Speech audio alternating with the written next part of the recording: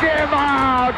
The Philadelphia Phillies are 2008 World Champions of baseball. The Philadelphia Eagles are Super Bowl champions. Eagles fans everywhere, this is for you. Now entering the game for Philly Pressbox Radio, Bill Furman and Jim Chet Chesko. It's Wednesday, December 3rd, 2024. Welcome to the Philly Pressbox Radio Roundtable, brought to you by the Irish Rover Station House in Langhorne, PA, Cavs, Philly Tailgates, and the STT Sports Network. I'm Bill Furman. I'll be your host tonight, along with my partner, Jim Chet Chesko. Chet, the Eagles just continue to dominate, beating the Ravens on the road. Next up, Carolina. The Flyers have won 3 in a row to move up to 5th place in the Metropolitan. They're playing good hockey. The Sixers are now 5-14 coming off last night's win to Charlotte. And, you know, we thought Paul George might actually be on a roll and play a little bit. Nah. He ain't playing tonight, and B's not playing tonight, and a whole bunch of others aren't playing tonight. Tickets are cheap, though. How about that? College football rivalry weekend didn't disappoint, with Michigan upsetting Ohio State, putting Penn State in Saturday's Big Ten championship game. We have, as always, plenty to talk about in Philly sports. And we're going to get to all of it, Bill. I promise you that. But, hey, quick question. It's been cold up here in the Northeast, and now that we've entered December and you've extended your stay up in this area for another week, what is preferred, Christmas in the Northeast or Christmas in sunny Florida? Well, Chet, I'm in a hoodie. You know, I'm in a hoodie and I have on long pants. That's not my norm. I always like Christmas up here, but if I was home, it's actually cold a little bit down there now, but we've been putting Christmas lights up in shorts. I hear you. Well, you'll be back there next week, so that's good for right. you. That's right. And I'm ready. I bet that's been chilly. That's right. Hey, we have a great guest tonight, Jason Lee, the host of Philly Sports Convo, making a return visit to Philly Pressbox Radio. Chet, before we bring Jason on, I have to ask, did he welcome you on his show and introduce you as the legendary Jim Chet Chesko? If this is true, there's some things we need to get straightened out. Well, Bill, you know, I honestly can't remember if Jason said that, legendary. Let's go to the videotape, shall we? I've been a fan of this guy for a long time. He's been kind enough to have me on his podcast, so let's have him on this one. He is the great co-host of the Philly Pressbox Radio. Does that show with Bill Furman every Wednesday night, and we'll talk to him about that, and we'll talk to him about a whole bunch of stuff. There he is. It is the great Jim Chet Chesko. So it wasn't legendary. It was great. He didn't say legendary. Maybe I'm a legend in my own mind. It was great. But you know what? Here's my thinking. He said great twice within 20 seconds. So according to my conversion table, saying great twice in 20 seconds, legendary. Legendary. So, Jason, welcome, first of all. But I have to say, this is show number 525 for Philly Pressbox Radio. Great and legendary don't fit over there. Well,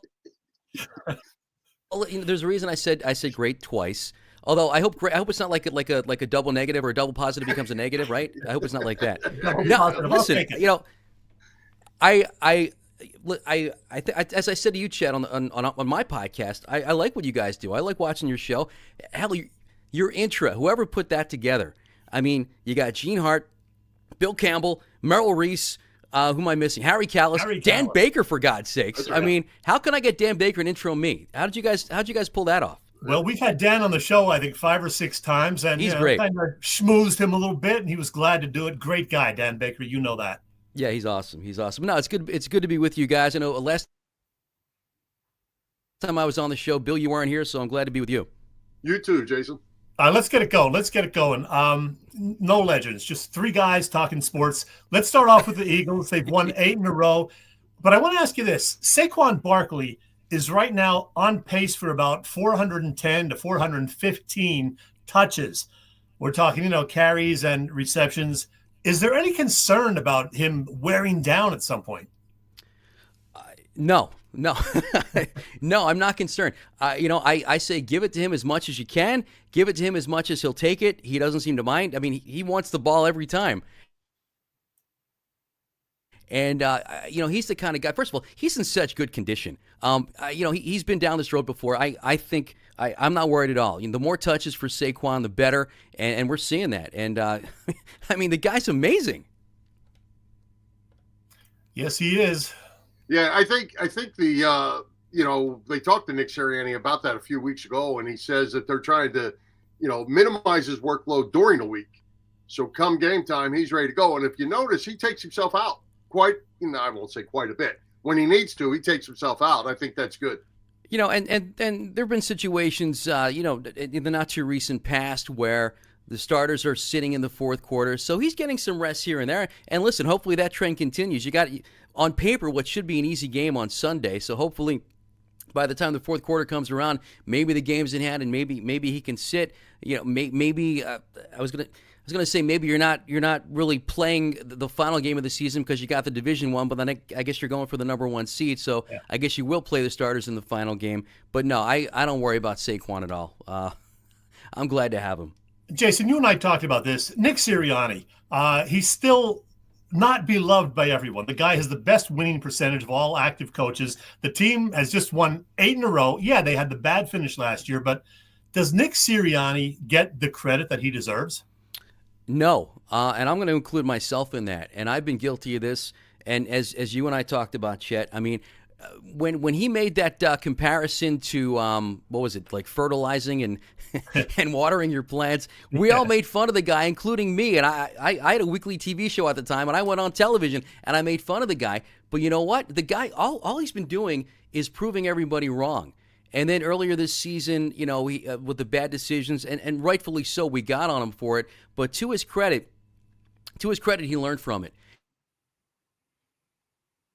And what I'm really starting to really like about the guy is he's not afraid to make adjustments. He's not afraid to kind of not take himself too seriously.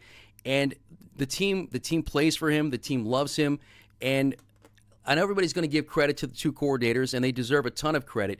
But to me, a good team, whether you're talking about a football team or whether you're talking about a company, it starts with the manager. It starts in sports. It starts with the coach.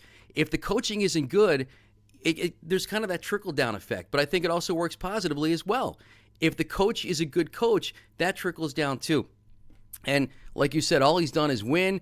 He's made the play. What's he averaging? 11 wins a year, something like that, maybe 12. Yep. He's got a Super Bowl appearance. And like I said, I made fun of the guy, and I was wrong. The guy's proven everybody wrong. Well, Jason, I think it's funny. Speaking of proving people wrong, everybody forever has been run the ball, right? We don't run the ball enough. Well, now we have Saquon, and we're running the ball. Now Jalen Hurts doesn't throw the ball enough. He can't read. He can't do this. All these criticisms of Jalen Hurts coming more from the national media, I think, although I'm not sure Philly fans are all in on Jalen either.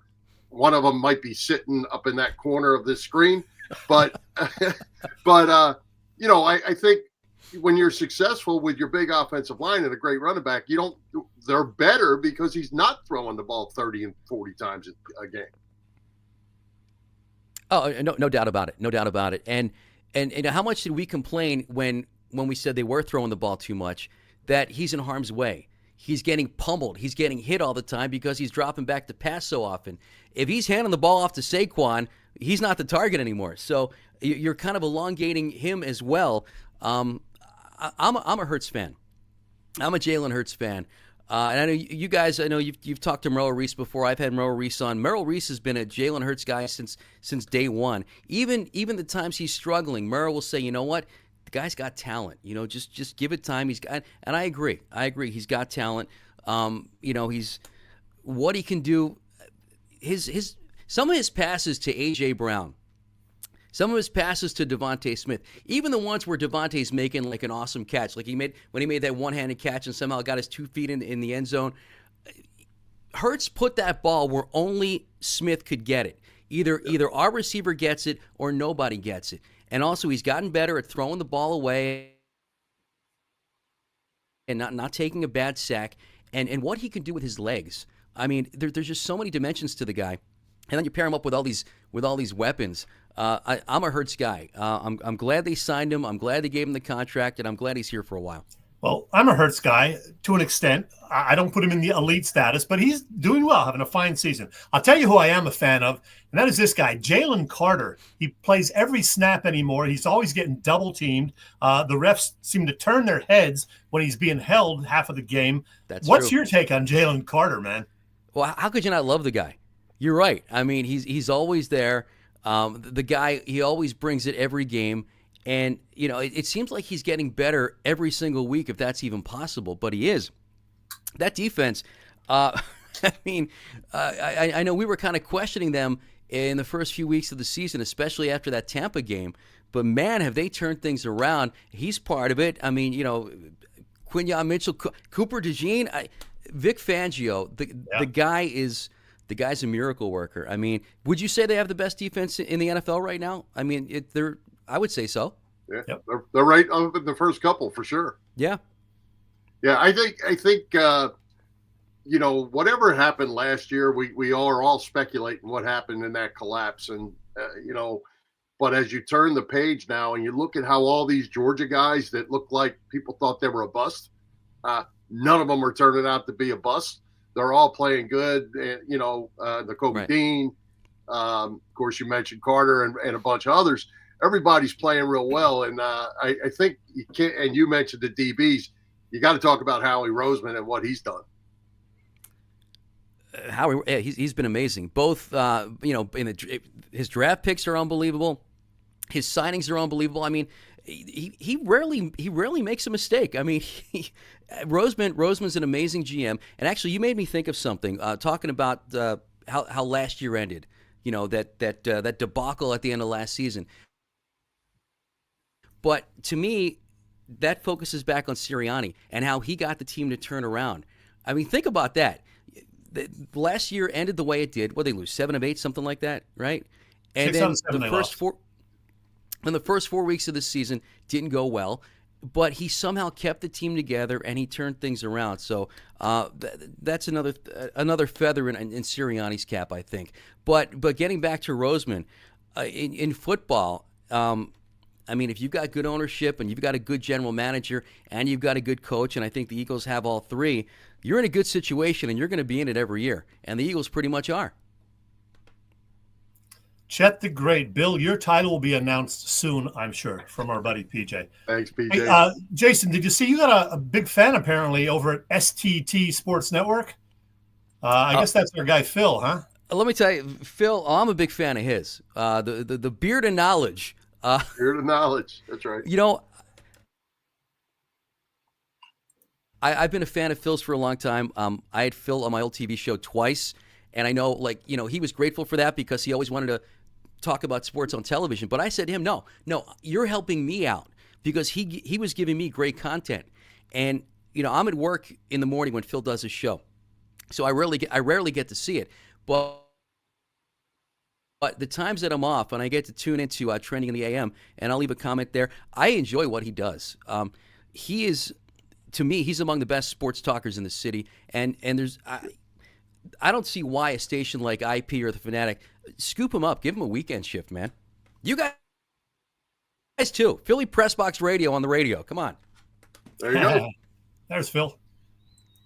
There he is. Hey, Jason, I was actually a guest on Phil's show one day last week before this Ravens game, and one of the things that him and I talked a lot about with the Eagles is how, and he was talking about how building the teams and all that. And to me, one of the huge things is controlling egos. You know, if Jalen Hurts is happy throwing the ball 15 times, 20 times, whatever, and Brown and Smith are happy with their yardages, and it's all about W's. And as long as all those guys can stay focused on the W's and not on the personal stats, there's your team. That's why you're good. Great. That's why you're going to be great. Yeah, I totally agree with that. But again, that goes back to coaching, because part of being a good coach is managing all the egos and managing all the personalities. And, you know, A.J. Brown has to be okay with not getting a certain amount of catches each game because you're handing the ball off so much to Saquon. Kenny Gainwell has to be satisfied with playing second fiddle to Saquon. I mean, there's a lot, as we all know, there's a lot of egos in sports. It comes with the big money. It comes with, with the notoriety. But you make a great point, Bill. If you can keep those egos in check, and what's the expression? Rising tides lift all ships.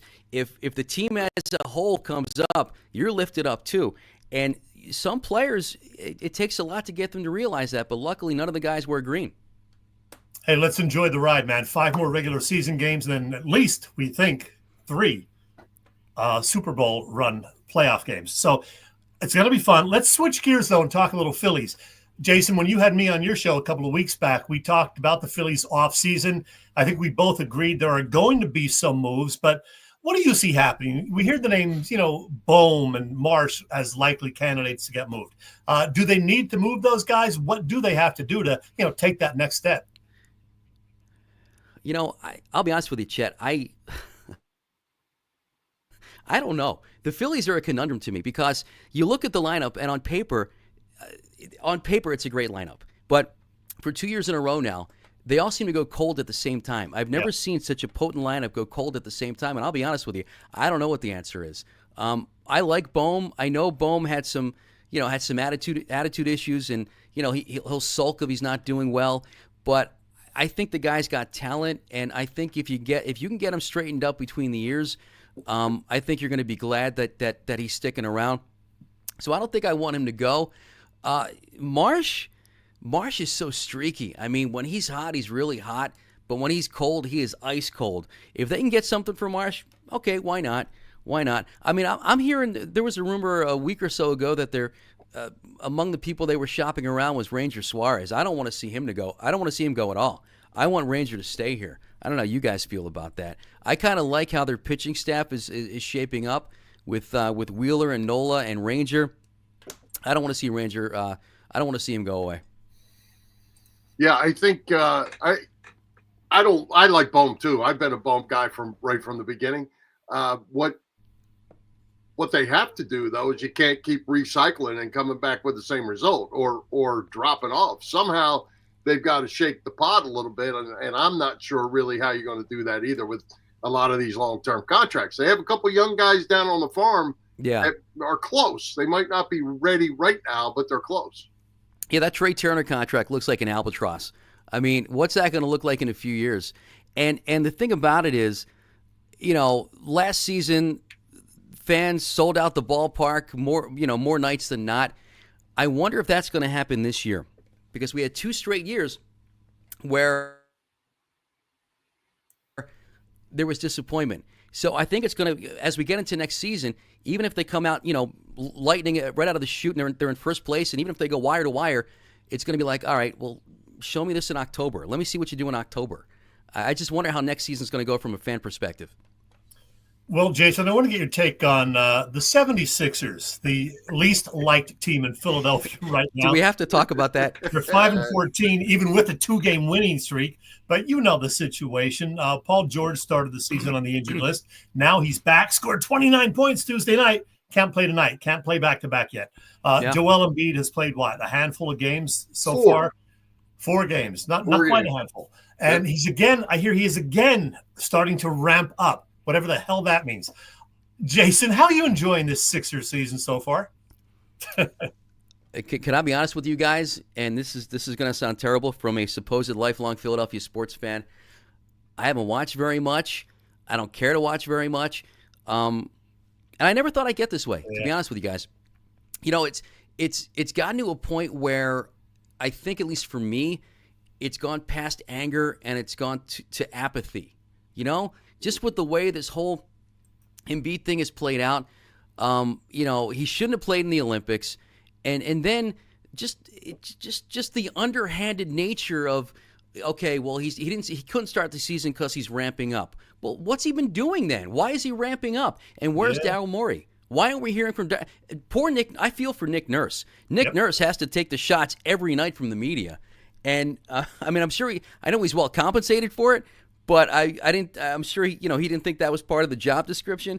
So I'm at a point now where I don't say I've had it with Embiid, because obviously when he's well, he's the best player on the court most nights, but I've kind of had it with Embiid. I think I have, yeah. Yeah. Well, and my problem with that, Jason, is I'm tired of the whole NBA.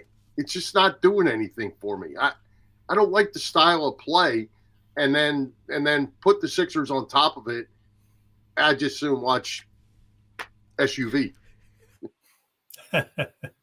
SVU. One of those. I don't disagree with you, Bill. Well, my mom calls it SUV too. Apparently it's people who commit crimes in big gas guzzling vehicles. But there you go. There you go. Hey, Jason, let me ask you something about. I don't like that the 3-point shot. Oh, God, I'm sorry. God, yeah, sure. The Bill hates the 3-point shot. Don't get him started on that.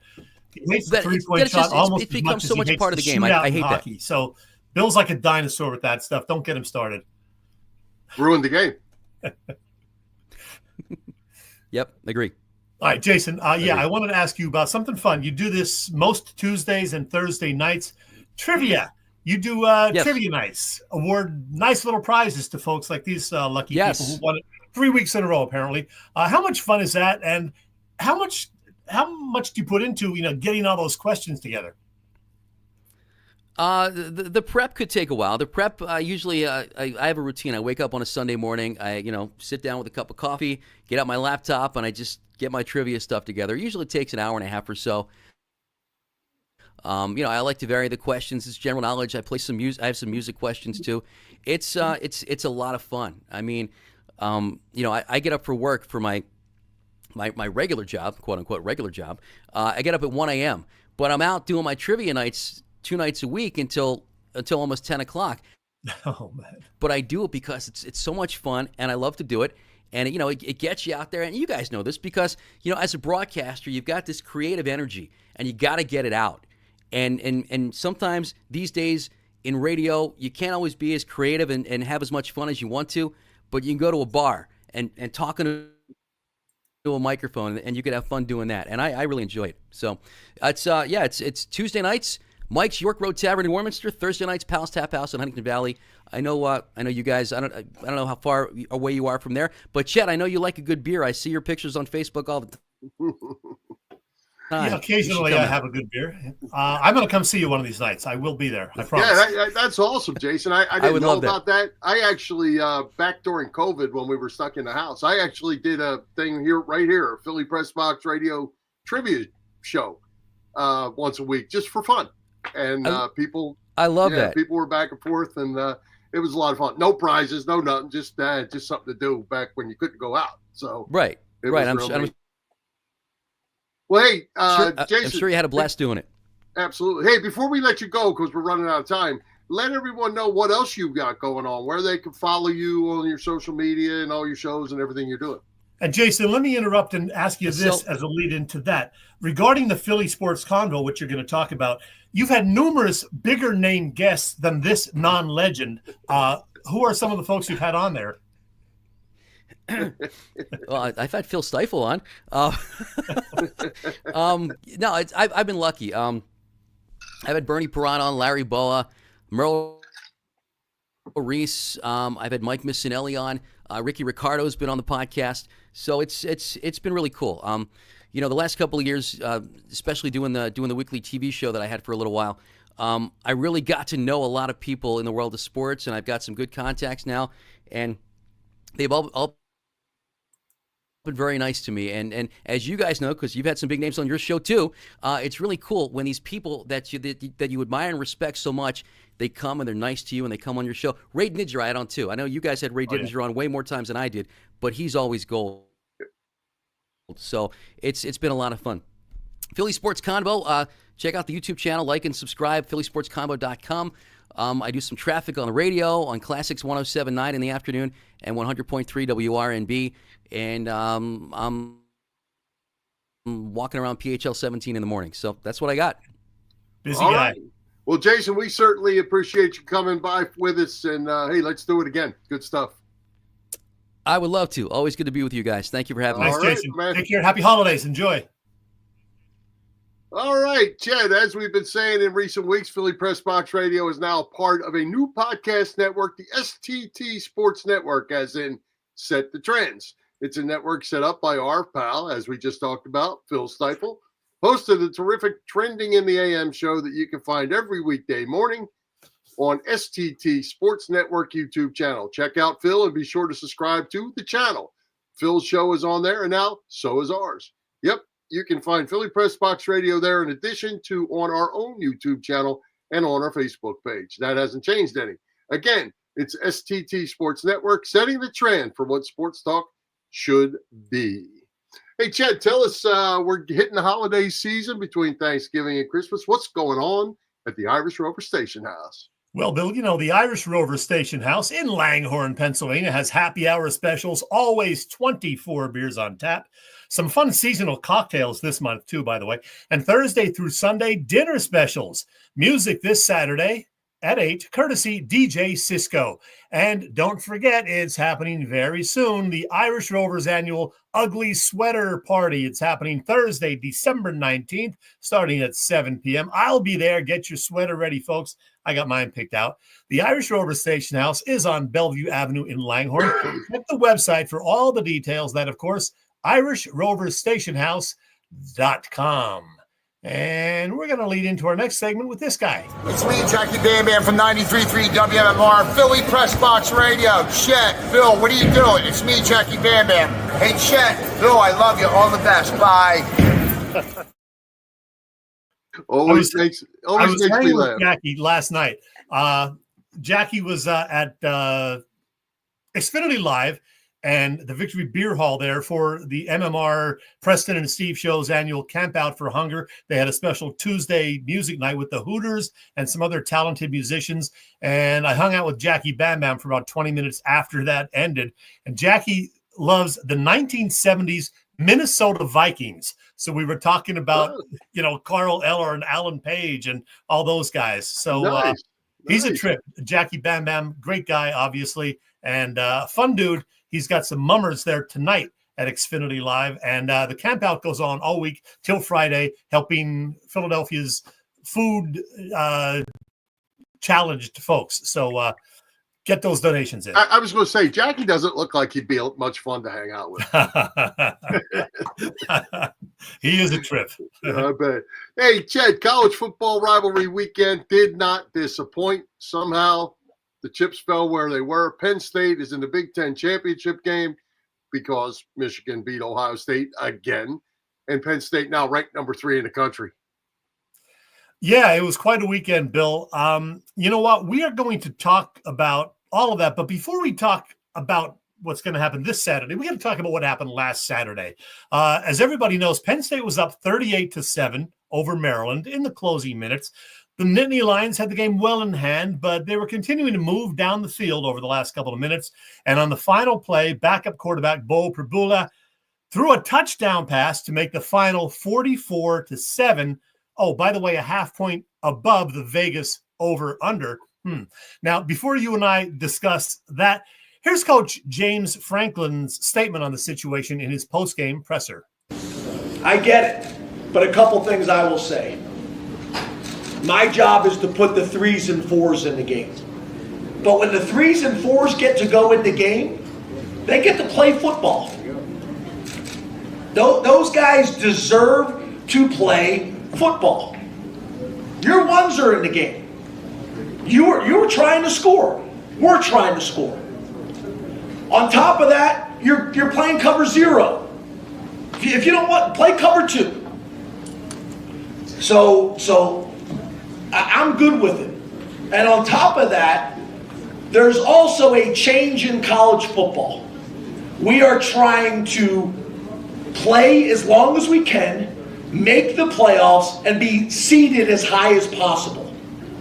And scoring as many points and a point differential matters. All that matters. And if you don't get that, it's really not my problem. Bill, take it away. Well, I get the part at the end. Unfortunately, that has become part of the game. If you remember many, many years ago, Joe Paterno lost the national championship. because he gave up 14 points late in the fourth quarter to a team he was beating 42-7, ended up being 42-21, whatever it was. And they fell from number 1 to number 2 based on that, when they should have won that game 40-something to 7, whatever. So unfortunately, that's part of the game. The other part of the game tells me run the ball. Just run the ball. If you score running the ball, fine. Don't throw touchdowns with 4 seconds to go. Having coached and been a coach of good teams and been a coach of bad teams too, that's not what you do, because sometimes you're on the other side of the dog. And Bo Prabula is not a 3 or a 4. He's the backup quarterback who's gotten, some decent playing time already, and he's pretty talented. So, yeah, I don't agree with the decision to throw there, certainly. Otherwise, I don't know. All right, let's move on. What are you looking forward to this weekend? Penn State against Oregon. The Ducks, by the way, 3.5-point favorites. Yeah, Oregon's a good football team. I've watched them several different times before I knew Penn State was going to play them. They're really good. Talked to my buddy Gino Toretta the other day. Gino did the Penn State USC game. He did the Penn State Ohio State game, and he did the Oregon Washington game this week. He told me that Oregon defense is the best defense he saw all season long. So it's going to be both sides of the ball. Penn State's going to have to be stout. They're not to say they can't win, because I think they're pretty good, but they're going to have their hands full. All right. Now, regarding the playoffs, Bill, I got to be honest. I don't know how all this is going to shape up. This is from Sports Illustrated this morning. Even though Penn State is ranked 3rd, they are, at least according to this, number 5 in the playoff. Right. Is that if they lose to Oregon? Yes. So what it is that 1, 2, 3, and 4 there, they get buys. Right. So that's why it doesn't. They're conference champions, so they're getting. Okay. So if Penn State wins, Penn State will get a bye. Right. So and Penn State will probably go into that number 1 spot if they did. But Gotcha. So then what they do, basically, they're saying that Penn State in this one is number 5. They're saying that they are the best non-conference champion team. Notre Dame being 2nd, and however else, Georgia. So that's how it's working out. That's how they're doing it. The problem with this whole thing, the playoff system's already broke. It hasn't even happened yet. It's already broke for the first year. They put Alabama in this 12th spot. There's a lot of there are 3 losses. They got blown out last week by Oklahoma. You got 2 lost Miami, not in. Yeah. Maybe they don't deserve to be in either. But nevertheless, you've got all this stuff. And what they're saying is anybody that doesn't have a game left, there's no more data points. So they're not moving. They are where they are. Now, if the wild card in this thing is if Clemson goes in and beats SMU, and Clemson is not in the top 12 right now, they are automatically in as a conference champion. That means SMU's got to go somewhere. Are they going to go out? They only have 1 loss. They would have 2. Are they going to go out, or are they going to knock somebody else out by sliding down to, let's say they go down to 9, or whatever spot they put them in? Is somebody going to fall out the bottom or not? And so, and I don't believe, and there's some train of thought that the guys that make the conference championship, even if they lose, shouldn't be penalized because everybody else is sitting at home. Yeah. So, if Penn State doesn't win by enough, or maybe even lose by enough, Notre Dame is sitting there ready to jump them, and they're not even in a conference. And that's why some people thought Penn State might have been better served with Ohio State winning on Saturday because, then Penn State can't lose this weekend. So that's right. And they get a bye. Yeah. They get a week's rest and play at home next weekend. Hey, a trivia question for you, Bill. I think you will get it. The last time Penn State played Oregon was in the 1995 Rose Bowl, which wrapped up the 94 team's unbeaten season. Who led the Nittany Lions in rushing that day with 156 yards? I'm going to say it was Kajana Carter. And you'd be right. Because he had like 80 on the first play. And if you watch that play, because it's all over the internet, check out number 53 playing right tackle. That's our boy Goon. How about that? He's the key block off the edge that springs Kajana Carter. Check him out, 53. the big man. Kajana Carter was so good. It's a shame he got, the knee injury, I guess, sullied his pro career, unfortunately. But that Penn State team, so damn good, didn't get the national title. Well, I believe that was the year that I'm talking about with those 2 defensive touchdowns. The more I think about that. Could be. Yep. All right. They'd have beat anybody there. Anything else on college football we need to address? No, let's see what next week brings. Everything will be sorted out. Oh, one other thing. The Cadets are 11-1. How about that? Yep, and they're playing for a conference championship and then playing the Army-Navy game. Good for them. Yeah, quite a season. Absolutely. All right. Hey, Chet, tell us what's going on with the best tailgaters in Philadelphia, Bob Cavanaugh and the gang at Cavs Philly Tailgates. Cavs Philly Tailgates has been cooking up a terrific catering business for 35 or so years. You know them for their tailgate parties primarily. Cavs is a 3-time winner of Philly Tailgates Jack Daniels Great American Tailgate Party Contest and a past winner of the Philly Daily News Tailgate Award. Cavs does corporate events and parties too, you name it. Cav hosts tailgates before all of the Birds games at the Link, and that is continuing through season's end. Check the website for all the details. There's some of the upcoming games. The Panthers in town this Sunday, and then the Steelers a week from Sunday. That's going to be a great game, and I'm sure a great tailgate beforehand also. And then the Eagles and Cowboys after Christmas too. The details at Cavs Catering at Verizon.net if you want to mail them, or the website Cavs Philly Tailgates. Make it phillytailgates.com. Cav works also with the guys at Philly Sports Trips who have fantastic trips for all Eagles road games and other events like Philly Spring Training. Get the details on that at phillysportstrips.com. All right. Hey, Chet, we didn't, when we were talking to Jason, we didn't get to talk about the Flyers. Let's hit on that for just a minute. Flyers playing really good hockey in the fact that they never quit. They've won 3 in a row.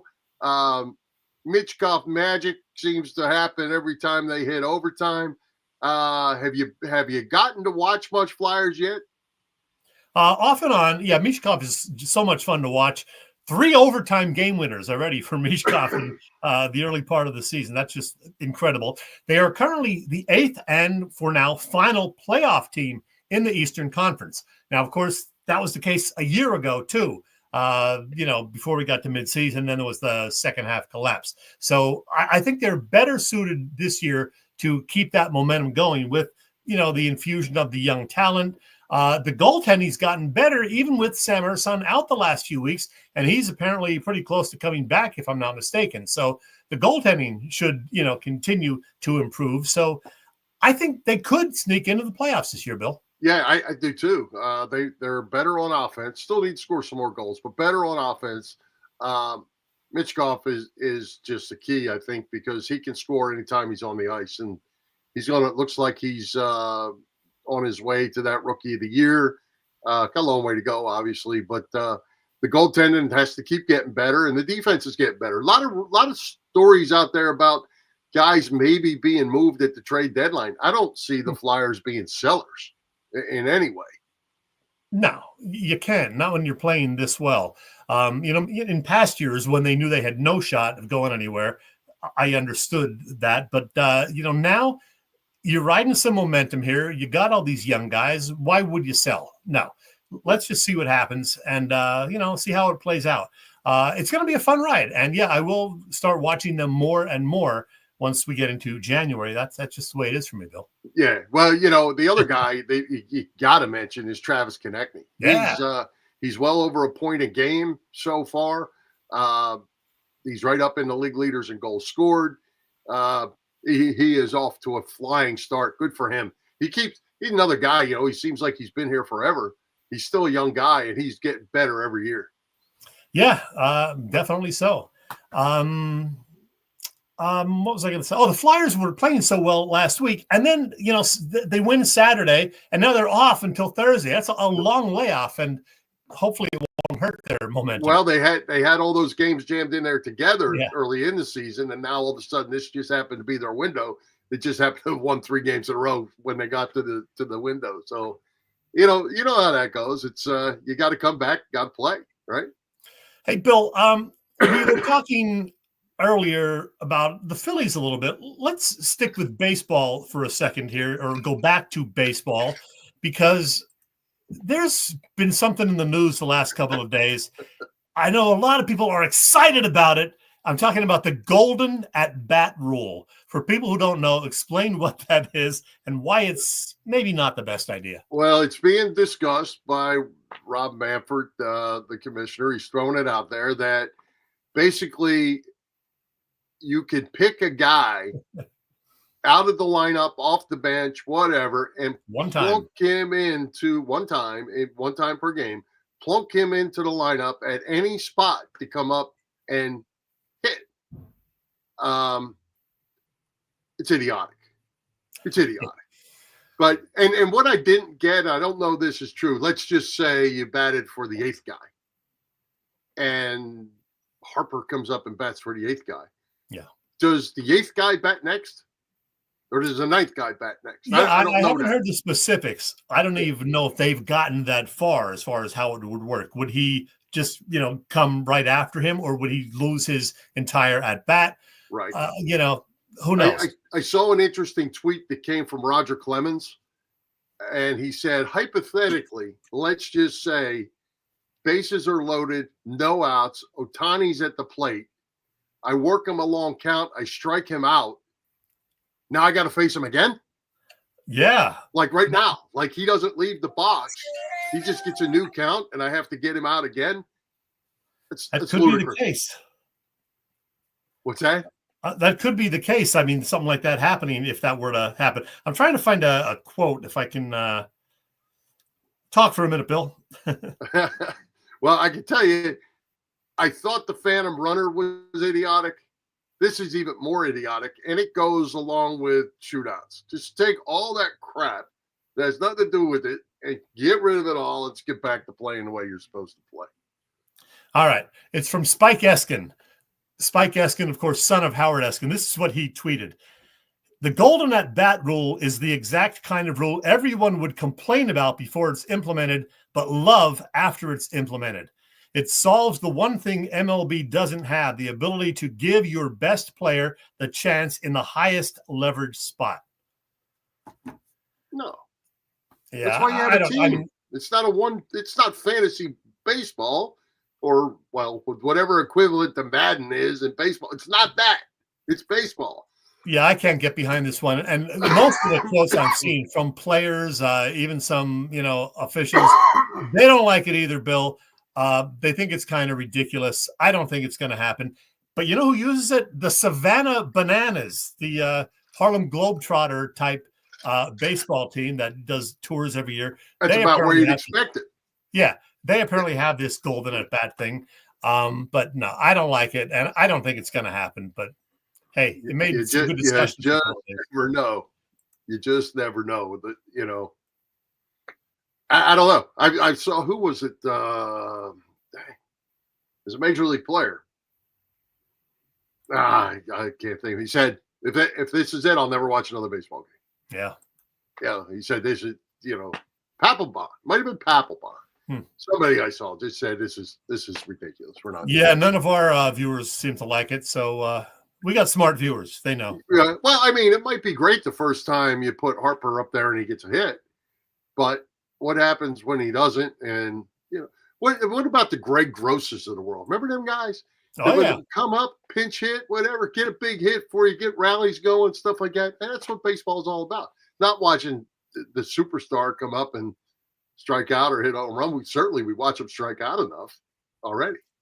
Two more baseball things. MLB Network next week will premiere a Mike Schmidt documentary that will begin airing next Thursday, December 12th. That should be good. Did you see the trailer on that by chance? I did, yeah. Yeah, very good. Yeah. It definitely piqued my interest. The other thing, the Baseball Hall of Fame Classic Era voters convene this weekend. They will consider former greats, including Dave Parker, Tommy John, Steve Garvey, Ken Boyer, Louis Tiant, and Dick Allen. Bill, I am hoping this is the year that Dick Allen gets his place in Cooperstown. Unfortunately, it would happen posthumously, but man, you and I both agree Dick Allen belongs in the Hall of Fame. Yeah, and I think if he doesn't get in this time, it's done. I think this is it. Yeah. It's been going on for 15 or so years that he keeps ending up in the end and not getting in. Yeah, I think this is going to be it. And it's just 16 voters, so he needs 75%, which is 12. He missed by 1 vote each of the previous 2 times. This year, I'm hoping, people... And there's some good players on that list. Dave Parker's a good player that very well could get in. Along with do they just vote on each one, so there could be multiple guys, like 3 or 4 of them? Yeah, okay. Yeah. All right, well, get Allen in there. However many get the 12 votes. Gotcha.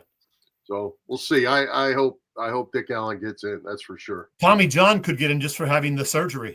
Well, Tommy John should probably get in as a what do they call them?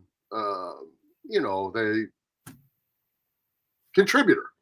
As a contributor. Oh yeah, because he certainly contributed not his arm. Right. I mean, the surgery basically, kind of saved baseball or saved a lot of baseball players. Yeah. But he wasn't a Hall of Fame pitcher, but certainly he contributed. Yep. All right. So we ready to talk a little more football? Yeah, let's go. All right. You ready to make our picks? Pick them. I'm suffering from this cold, man. Hang with me. Yeah, you got like a week, man. Get over it. I know. All right, let's get to our picks. What we have Boop's picks, Bob Patrone Jr. He's not with us again tonight. We need to get Boop back on. I actually invited him this past week to be on the show tonight. He said he would love to, but he is dog sitting because his wife's got some event, so he's got to take care of a bunch of dogs or something tonight. All right. At least that's his excuse. So. Well, speaking of dogs, we're going to talk about the Cowboys and the Giants, but we digress. Look at this, Bill. You had quite the weekend. A fantastic week 13, a perfect 5-0. Boop and I were pretty good at 4-1, but you are now 2 full games ahead of Boop. And I am now 7 off the pace. Yeah, I did pick the Ravens last week. But, in my defense, I picked the Ravens to give the Eagles a better chance of winning because it was one of those situations where I figured whoever I picked, I was going to get it wrong. So you're welcome, Eagles fans. I picked the Ravens just so you got to win.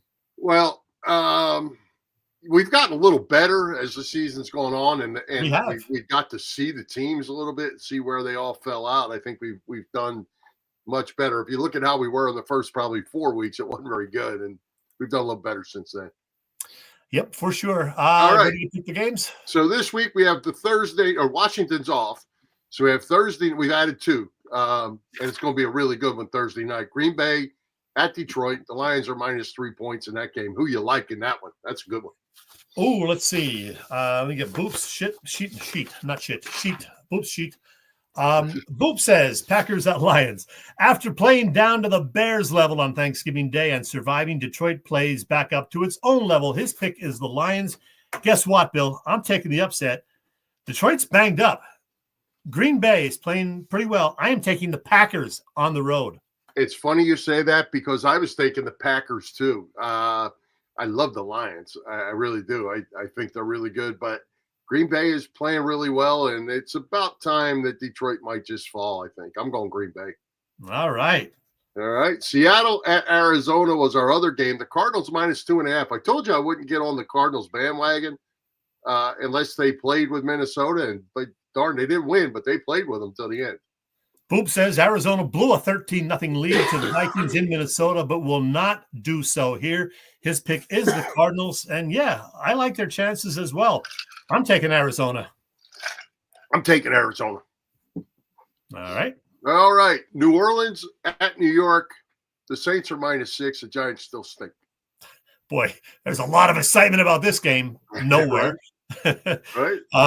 Let's see. Boop says there really is not a good reason to pick New York here, but whoa, let's just do it anyway. Boop is picking the New York Football Giants. I am not. I'm taking the Saints. I am certainly not. No. Sorry, all right. Boop. Monday Night Football. This was kind of an interesting game here, Chet. Cincinnati's at Dallas. Bengals are -5. Bengals aren't playing very good. Dallas isn't playing very good. In fact, Dallas is actually playing a little bit better. 1-2 in a row. Boop says Cincinnati allowed 520 yards to the Steelers on Sunday. Their defense would have to leave the field for an entire quarter. for Dallas to gain 520 yards. Boop's pick is the Bengals, and I am too. Their offense is really, really good, and I think they're just going to be too much for Dallas. Cowboys will lose another home game. They've only won, one this year at home? Yep. I'm taking the Bengals. Yeah, I'm taking the Bengals too. I do think it'll be a pretty good game, though. Yeah, it could be. Eagles host the Panthers. Eagles minus 12. That's an awful lot of points. Yeah, and today I checked, it was 12.5. Wow. This has all the makings of the dreaded trap game, says Boop, with the second best NFL team in Pennsylvania on tap for next week. Okay, yeah, there you go. This defense is too good to let this one get away. Boop picks the Eagles. And you know what? I consider the whole trap game thing also, but we saw what Carolina did the last couple of weeks, taking Kansas City to overtime and then losing in overtime to Tampa Bay. They were ahead, and then Tampa Bay kicked a long field goal to send it into overtime and ended up getting the win. Tampa Bay did. So they've come close twice. The Eagles probably saw that. They know they can't take Carolina for granted. I think the Eagles win this one by at least 10. Yeah, Bryce Young's playing a lot better since they benched him and brought him back. And it's turned into them playing much better as a team, but he probably hasn't seen anything like he's going to see from the Eagles defense come Sunday. So I'm going Eagles. Certainly, I'm not sure about the 12 points. I'd like to see 12. I'd like to see about 21. Yeah. Eagles will win, though, but by double digits. I guarantee you that. All right. Hey, speaking of Boop, a reminder to check out his website where you can get the daily listings of TV sports of interest and all sorts of other fun stuff. That website, sponsored by Chick's Deli in Cherry Hill, is boopstats.com. Now, regarding the margin of victory pool, which is kind of like a survivor pool, except you don't get eliminated if your one surefire pick loses, and you do get points if that one surefire pick wins, the points equating to the margin of victory. And last week was not especially great for you and Boop. You guys did manage 3 points thanks to that Tampa Bay win over Carolina. As for me, Bill, well, I had the smarts to pick Buffalo, and they rolled. 25-point win over San Francisco, 35-10. I get 25 points. I extend my lead over you two guys, 182 to 136 and 129, respectively, you and Boop. I'm looking at defending my championship here, Bill. Well, do you notice, Chet, there's a difference between me and you. What's that? Well, you're ahead in this, and you're making sure everybody knows that. I'm ahead in the other one. Did I say anything? You are.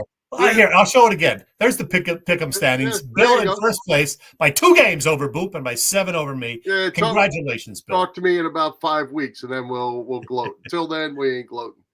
We got to make some picks on this. We do. And let me show you something. When I put these standings again, the margin of victory pool, you notice the one team that I haven't used yet this year, the Philadelphia Eagles. Well, keep that in mind. I will tell you right now that Boop is picking, the Steelers. Boop is taking the Steelers this weekend over whoever the hell they're playing. I thought about the Steelers, but I am going to go with Minnesota against Atlanta. I'm going to take Minnesota. Okay, Minnesota. Let's make sure that you haven't picked them yet, Bill, because I can't have you make a mistake. Who was that guy that was on our screen? What's that? Who was that guy that was on our screen? Which guy? There was just some picture of a guy on the screen. I don't know. I didn't see it. I don't know. I figured you put it there. I missed it. I thought I just put this up. Okay. I don't know. Maybe one of your legendary guys. I don't know. Who knows? All right, there it is. Oh, we have 1 more minute. Let me show you something. This is why it's important for the Eagles to get the number 1 seed, because you get that week off, And right now the Eagles are a game behind the Lions, but if we look at the remaining schedule for both teams, the Eagles have, the Steelers at home, which is going to be tough, and the Commanders could be more difficult than some people think. But otherwise, Eagles should have no problem with the Panthers, Cowboys, or Giants if that final game is even needed. Meanwhile, the Lions have these final games. The Packers, as we mentioned, this Thursday. You and I both picked Green Bay. They got the Bills coming to Detroit the following week. A game at the Bears should be an easy one. the 49ers, if they get a little more healthy by then, could be tough. And then the final game of the year, the Vikings and Lions in Detroit, and that could be for all the marbles in that division. So Lions have a definitely tougher schedule than the Eagles. Yeah, I mean, if nothing else, the Vikings are going to be in the mix for a playoff. They're going to need to win for sure. Yeah, it's how you keep winning. From the Eagles' standpoint, Chet, I'll tell you what. You look at it, like I say, I always say you're not as good as you think you are, that kind of thing. Yeah. But 15-2 actually looks possible. Yeah, it does. It really does. It's tough to say they will run out the rest of the schedule, but look at PJ. You know that Chet, the great comment, is going to say, come on, man.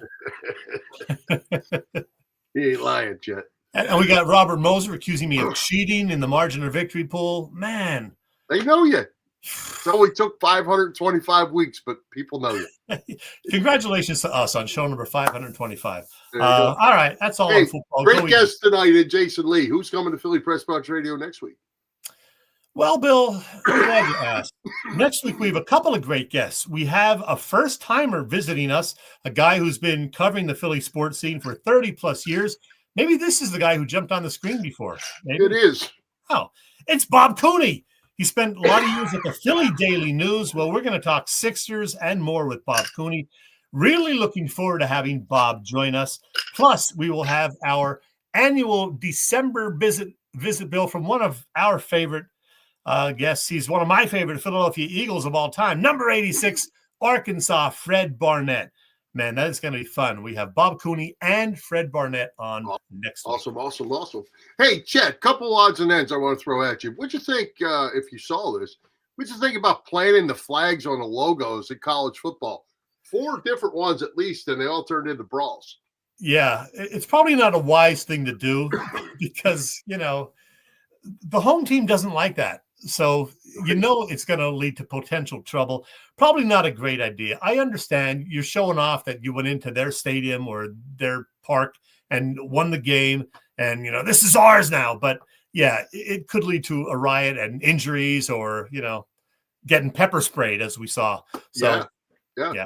And interesting, idea. I don't know if you know this, but in that Michigan-Ohio State game, Ohio State went and tore down the flag and this and that, and the fight started. Do you know who got the Michigan flag back from Ohio State? Jason Avant. Jason Avant. He was a sideline reporter, I guess, or whatever network he was doing. Michigan grad. Yeah. And Jason was the one that hauled the flag back in. How about that? Hey, one other football thing. Maxie Bond. Maxie Bond. And Eric Allen, right? They're both semifinalists? Yeah. Both with a chance to get in.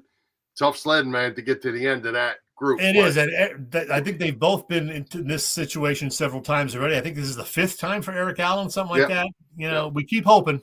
Eric Allen is definitely deserving. Let's see. So is Maxie Bond. Yeah. A couple of quick things. Marisa Tomei, 60 years old today. One of my favorites, Bill. Always liked Marisa Tomei. And our pal Lou Nolan. Lou turned 79 yesterday. Still looking good. Still being the extraordinary PA man that he is at all Flyers games. So happy birthday, Lou Nolan. I always liked Lou, for sure. All right, ready to wrap it up? Wrap it up, Bill. All right, let's thank tonight's special guest, Jason Lee. Our sponsors, the Irish Rover Station House, Cavs Philly Tailgate, PPCC 118, Raz Room, and STT Sports Network.